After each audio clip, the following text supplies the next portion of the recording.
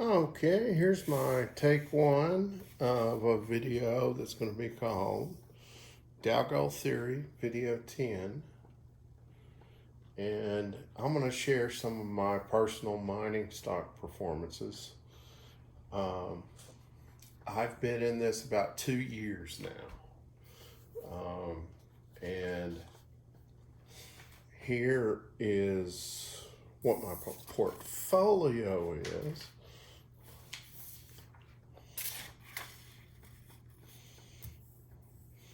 And that is sorted from, let me grab a colored pen here that I want, in case I need it. But those are the mining stocks that I own, just the symbols. And it goes from most to least, straight down the page.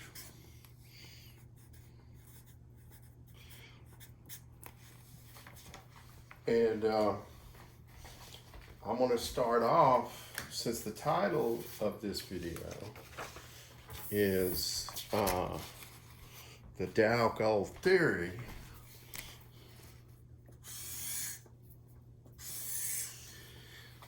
I'm going to start off with what I always start off with, is the thing that made me the most comfortable with going in big on this. And I said I would share personal things. I'm all in on this. So more on that later. But I'm more or less all in on mining stocks too. I have some actual gold, and this is not, this is an actual company mining stock symbol that I just happen to have the least of. And this is Sabine, which I have the most of. And in this video, I'm gonna cherry pick a few of them. That is the one that's, the data I have is most reliable, and it's my best performer. This is a more recent purchase. I think I'm gonna go over that. And that's the reason I purchased that recently is because it's silver. And I purchased these two right here because I recently, just within the last month, got a newsletter, and these two are juniors. I'm mostly in mid-cap. Everything here is mid-cap, I believe, except for this one. And that's the one I have the least in. That one's really big. That's large cap. This is mostly mid-cap. And this, the juniors, would be small cap, as in short for capitalization. In other words, other than that, I can't recall what the meaning is. It's, companies like this have if you multiply their shares by the value of the share, it's like it's in the billions. And these guys are in the hundreds of millions, the mid caps. And these might be, well, these might even be a billion, and these might be hundreds of billions. I forget, to be honest. You can look it up. And the juniors are sometimes there's a GDXJ symbol, and the rest of them are GDX. And so I use the Huey index. And that's one of the things I use mostly rather than these two. Maybe I should look at those. But I've always bought the individual stocks, and I can kind of consider this my own Huey index, my index, or my index, however you want to say it. But I compare myself to the Huey, And I'm doing on average about 2 times better than the Huey index because I've taken more risk. I haven't just bought mostly the large ones. I bought mostly the medium-sized ones. So you can look up those things. And then what I want to start with, you know, like I said, this is, I want to draw this real quick because this is the thing that gives me the most confidence. And I get the most kind of, what is the best word for it? The absence of panic. The repetition. I know I've drawn this 1,000 times and I've put up 10 videos and this has been on every one of them. But the repetition, just like you might, you know, you might practice in a sport, shooting basketball or playing golf, whatever. You repeat things over and over, and you become more comfortable with it. So that's kind of been the purpose of this for me. And what I'm drawing here is I'm going to draw a construction line. These are just construction lines. It'll become apparent what they're for later. So it doesn't have to be exact. That was a kind of a funky one. And this one's kind of down at an angle. And you know, you could call, we could number those lines. This is 1, 2, 3, 4. And what this is it's the Dow gold ratio. And here's line 1, 2, 3, 4. And what the Dow gold ratio, which I'll draw in just a second, does is it you know, at first, just the sequence is it hits line 1, it skips line 2, hits line 3, goes back and catches line 2, and then finishes up with line 4. That's the pattern that I saw. And that's the pattern, you know, that I haven't ever seen anybody else talk about this, so that's why I do videos on it. And it's the pattern that helps me the most. So let me just go ahead and draw it in here. Starting over here somewhere, it goes up and touches this line. Then it goes down and touches line 3. And then back up, touches line 2. And then down. Well, there's one cycle. Then it does it again.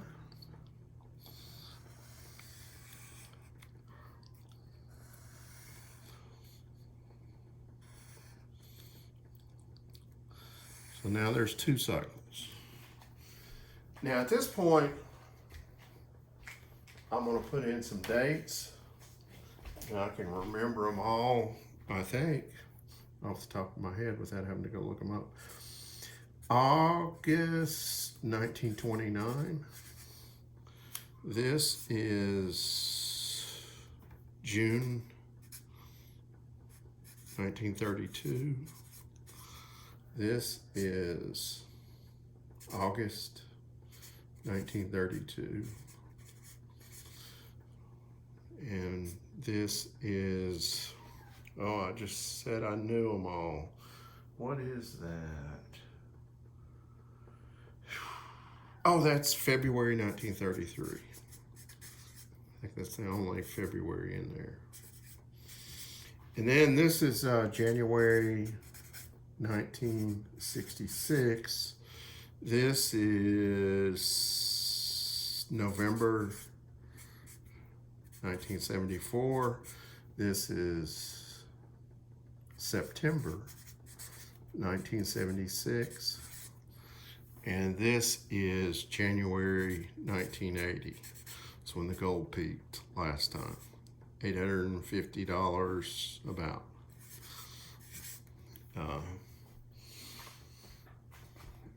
The big peak a long time ago. Okay, so those those are the dates. That's the Dow priced in gold is another way of wording that. And the reason I stopped right there and have fun with colors, bear with me, is now this thing, we've got two patterns. So this thing is capable theoretically of predicting the future. And that's why I stopped right there. So we know where it's going, we just don't know exactly when. Let me get my construction line out there. We know it's going up here somewhere, so let's draw that in. And it's going to go down, touch that line, and then it's going to go up, touch that line, and it's going to go down, touch that line. And the reason we know that is because I probably should have drawn this in first. When we have two patterns up to here, we have 2 points, and those 2 points make the line that predicts where it's going to hit the third time. And likewise down here on our second line, that point and that point predict this point, and this point and this point predict this point. And if you actually look at the chart, it's not far off from what I've done right here. This is just a schematic. It really does pick those points. And it doesn't predict anything in greater detail than that. But let me fill in these other dates here. And this is going to be August 1999, top of the NASDAQ bubble. And this is going to be just a date that's a little bit after the bottom of the last financial crash. And this date, where it hit that line, was August 2011. This is the date where I started all this mining stocks, September 2018. And then here, I'm still sticking with my original March 2024. I really don't know. This is what's considered the Dow equals gold line. It does have a little slope to it. And go look at macro trends and you can confirm this, but I can almost remember these numbers. I think this is like 1.94 and this is 1.36. And then I'm saying, well, I think it's going to hit 0.62. I think it's going to be less than 1. But that's considered the Dow. There is a theory, which I have heard before, that says that the Dow gold periodically returns to 1. Well, that's what they're talking about right here. It's actually, I kind of see a little slope to that line, so I'm going to say, if I use that date, I'm going to come up with that number. Well, anyway, I repeatedly do that. Do this drawing in every video that's called, in every video that I have this name in there. And this is the 10th video, and I promised myself, I don't know if I'll do it or not, I promised myself that I would treat myself when I got to video 10 in this series. And get a better video editing program. Okay, so let's maybe that's primarily for me to do this, but I like the repetition. If you're not the sharpest tool in the shed, you know, you don't have to be a good golfer. You just have to repeatedly do things over and over. That is what gives me comfort. And a feeling of comfort enough to go in 100%, or actually 110%. You have a margin in an account, and I've been actually higher than 110%. But right now I'm at about 110% in on this theory. Just to let you know, a little personal stuff. I'm not saying you should do that. This is not advice. And now I'm going to share with you some of the gains on just a few of the stocks. So recall, here's the stocks that I have, and we're going to look at a few of them. And I do about double what the Huey Index does. I mean, sometimes I do 3 or 4 times the Huey Index, and sometimes I maybe even do a little less because my stocks are more volatile. But here's what I got.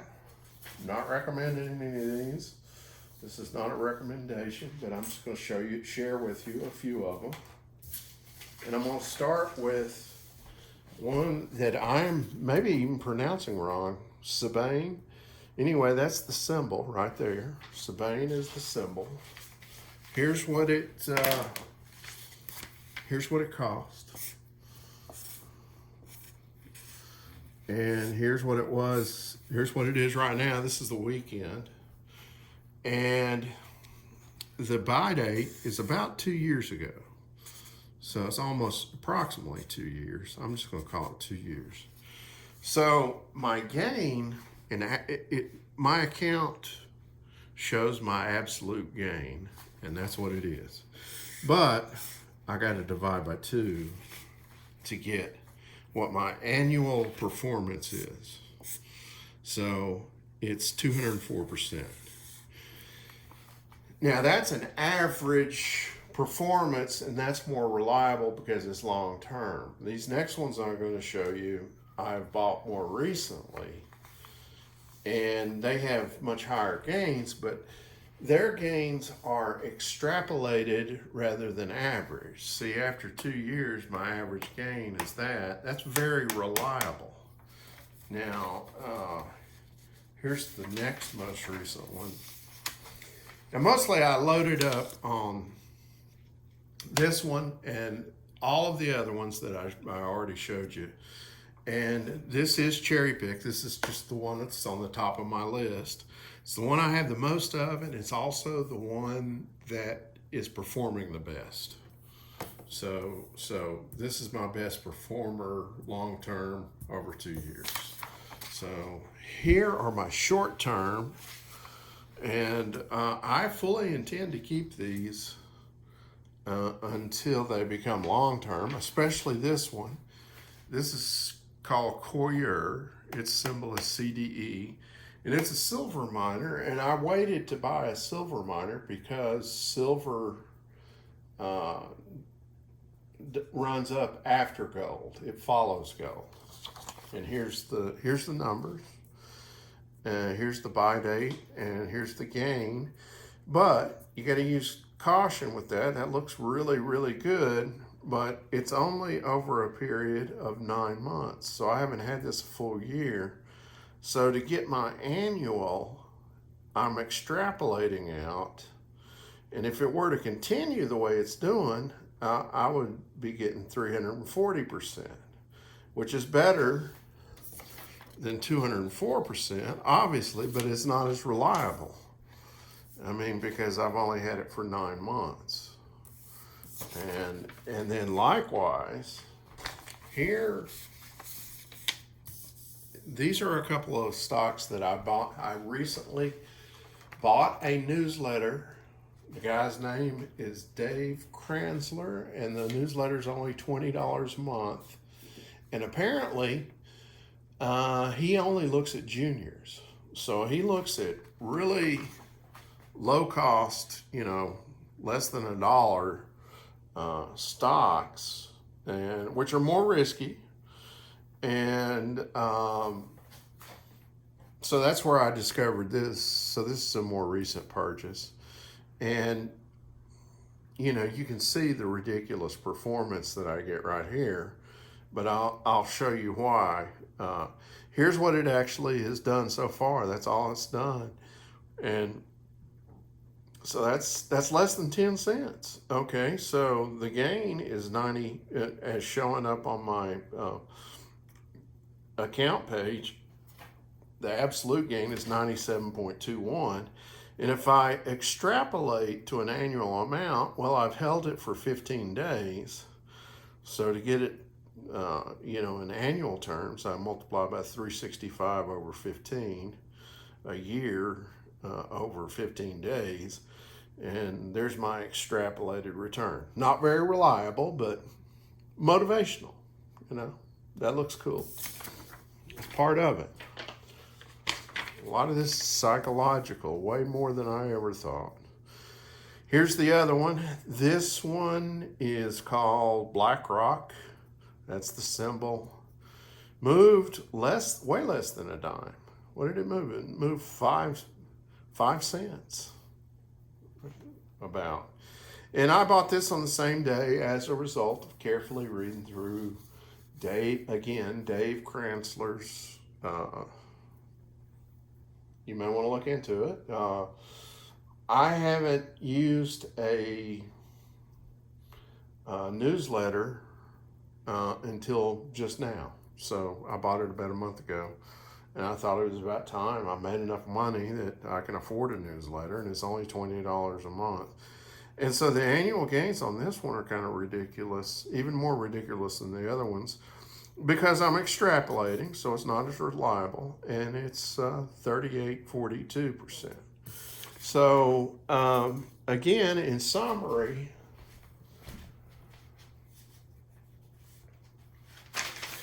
this is the most important graph to me, right there. This, I'm sharing with you what I got. You know, this is what I have the most of and the least, and this one's performing almost as well as that one. So they're all doing good, to the point that I'm doing about 2 times better than the UE index. Maybe I've got more risk. But anyway, that's it. That's my video. It's a new method of doing a video. It's about 22 minutes, so it's not too long. I think I might as well just go ahead and post this one. You know, so if you have any questions, write them down below, and I'll get to them. Thanks for watching, and I'll see you on the next one.